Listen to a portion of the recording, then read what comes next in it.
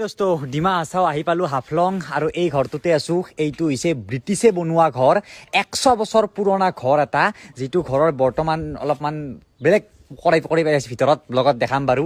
আৰু সন্মুখত চাওক কি আছে, এয়া পাহাৰ পাহাৰ পাহাৰ, মেঘ গৈ আছে পাহাৰৰ ওপৰেৰে। ৱাও, চাওক ইয়াত আছো, ইয়াত মানে কি কম, এইখন দলং দেখিছেনে? সেই দলংখনেৰে ট্ৰেইন যায় বোলে পাহাৰ। এইটো ঘৰত কিয় মিটিং কৰে, এইফালে সুইমিং পুল আছে, দৰকাৰ ভিডিঅ' চাব।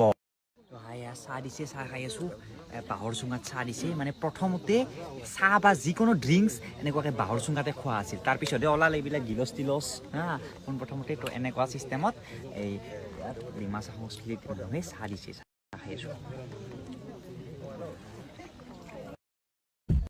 এয়া পাহাৰ পাহাৰ পাহাৰ, মেঘ গৈ আছে পাহাৰৰ ওপৰেৰে। ৱাও, চাওক ইয়াত আছো, ইয়াত মানে কি কম, এইখন দলং দেখিছেনে? সেই দলংখনেৰে ট্ৰেইন যায় বোলে পাহাৰ। এইটো ঘৰত কিয় মিটিং কৰে, এইফালে সুইমিং পুল আছে, দৰকাৰ ভিডিঅ' চাব।